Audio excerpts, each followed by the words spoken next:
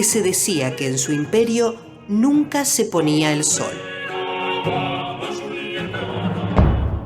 Carlos V quiere ser emperador y cuesta mucho dinero. Y mucho dinero, claro, mucho de lo que viene de América se va para Europa, o bien para pagar las guerras del emperador en Europa, sus ambiciones, bien para costear cosas fuera del país. Hay mucho dinero que viene y que pasa de refilón y que aquí no deja nada. La riqueza adquirida con la sangre americana robustece la gran propiedad territorial y sustrae esos capitales de toda actividad económicamente productiva. El resultado fue el aumento del valor artificial de la tierra y la consolidación del latifundio.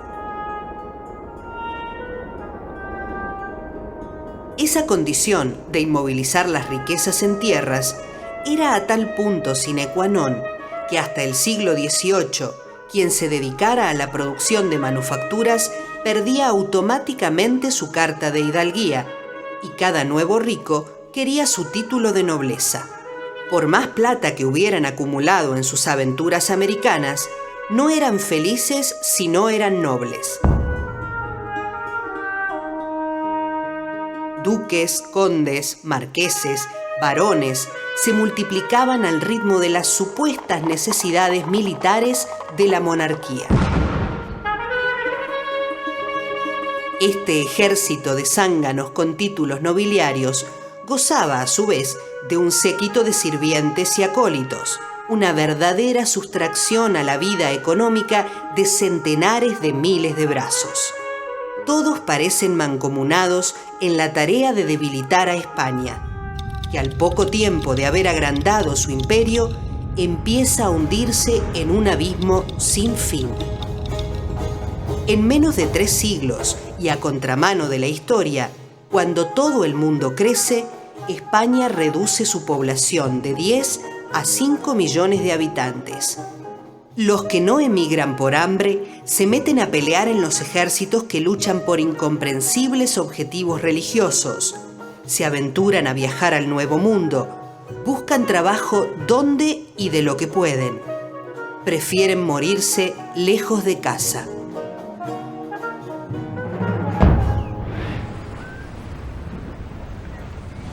En el nuevo continente vivía un conjunto heterogéneo de sociedades, tribus, grupos étnicos separados entre sí por distancias inmensas, costumbres distintas e incomunicados por centenares de lenguas y dialectos. Los incas y los aztecas habían construido sociedades ricas y complejas. Pero al margen de ambos imperios, lo que se encontraban eran ruinas de antiguas civilizaciones o grupos que vagaban de aquí para allá, cazando, pescando y temiendo al rayo que iluminaba los cielos. A la mirada ansiosa de los conquistadores se presentaba un mundo asombroso, en el que convivían frecuentemente, sin conocerse, el hijo del sol, las matemáticas y el canibalismo.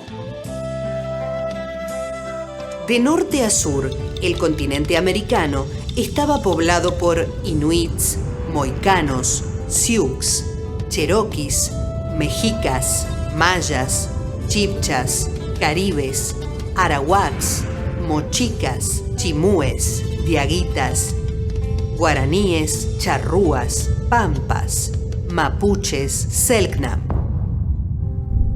Cada pueblo había desarrollado una relación con la naturaleza de la cual obtenía recursos para desarrollar su vida. También en la naturaleza encontraron a sus dioses. Nómades, sedentarios, con lenguas, tecnologías y costumbres variadas, todos ellos convivieron en el heterogéneo espacio americano. En América del Norte, los aztecas habían impuesto su sello cultural a una región limitada del actual México, subyugando militarmente a los pueblos vecinos. Construyeron su capital en la isla central del lago Texcoco.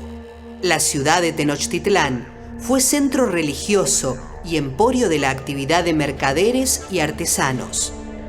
La organización social era altamente jerarquizada. En la base se encontraban los esclavos, prisioneros de guerra o condenados por delitos, los calpulli, 20 grandes grupos unidos por un antepasado común, dedicados a la agricultura. Le seguían los sacerdotes y los nobles, caballeros reconocidos por sus proezas en la guerra, en la función pública o por servicios meritorios. A su cabeza se encontraba el Tlacatecutli, emperador que tenía poder civil, religioso y militar. Los aztecas carecían de cereales panificables. Su cultivo fundamental era el maíz. La ausencia de grandes cuadrúpedos les impedía acceder a la carne y a la leche, y por ende a una alimentación completa.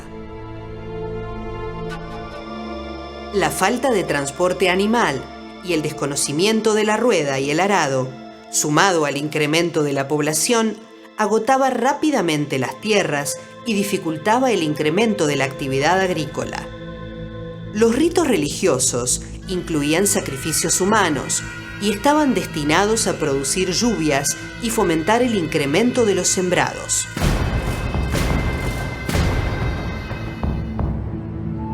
Los aztecas conocían la escritura, el manejo de un calendario y tenían nociones de aritmética y astronomía.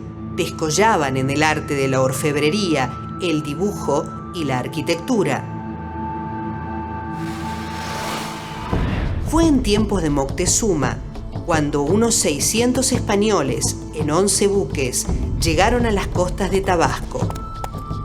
Sometidos los indígenas de aquella zona, se dirigieron a Tenochtitlán, donde luego de ser bien recibidos por Moctezuma, lo tomaron prisionero y sometieron a los aztecas. La superioridad del armamento, el temor a lo desconocido, caballos, armaduras y la idea de que eran enviados del dios Quetzalcóatl promovieron la victoria de los españoles. La devastación practicada por los invasores fue de tal magnitud que buena parte del pasado prehispánico aún continúa siendo una incógnita para los investigadores.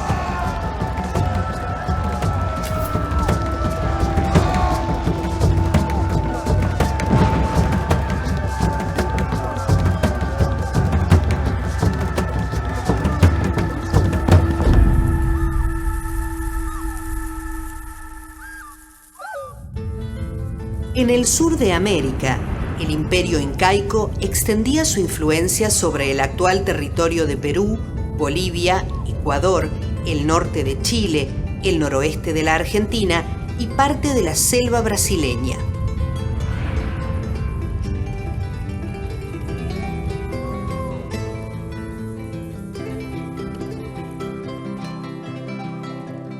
La sociedad incaica se fundaba en la propiedad colectiva de la tierra, en el cultivo del maíz, la papa y la domesticación de la llama y la alpaca.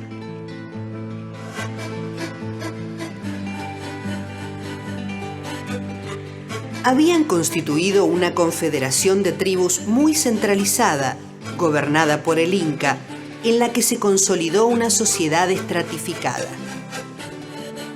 Las clases sociales se establecían a partir de las comunidades nucleadas alrededor del Ayú, un grupo de parentesco, descendiente de un antepasado común.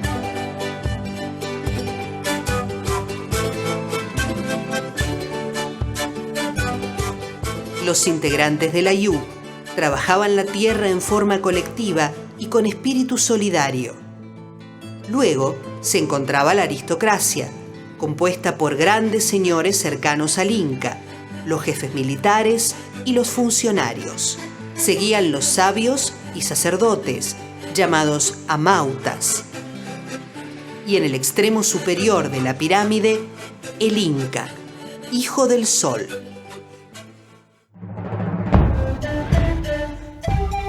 Toda la estructura social se apoyaba en una población agrícola que producía la alimentación fundamental de la comunidad. Pese a su desarrollo, no habían accedido a la escritura, Desconocían la rueda, el manipuleo de metales, el vidrio, el trigo y el caballo.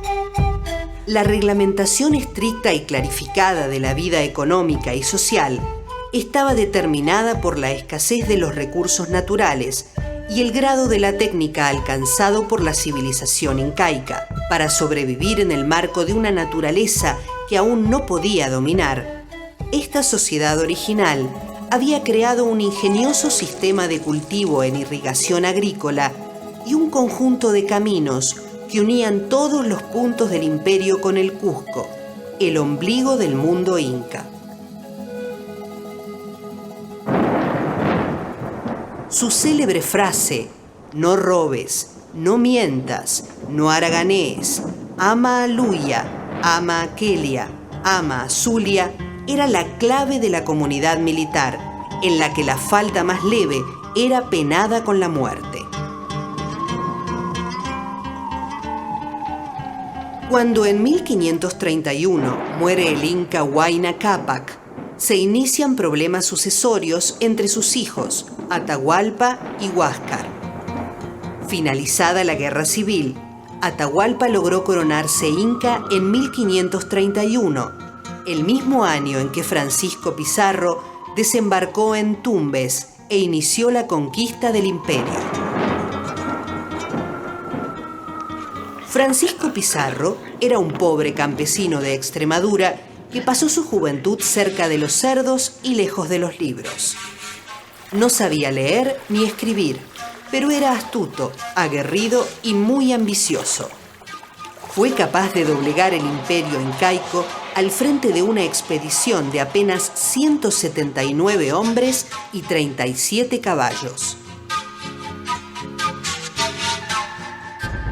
Cuando los españoles entraron al Templo del Sol, en Cusco, quedaron deslumbrados. Pero el deslumbramiento les duró solo unos instantes. Sin piedad, se lanzaron al saqueo, arrancando los símbolos sagrados, derribando las momias reales, arrancando de cuajo los ornamentos, destrozando vasijas seculares, pisoteando imágenes, cortando en tiras magníficas alfombras para envolver el oro, forcejeando entre ellos, procurando cada uno la parte del león.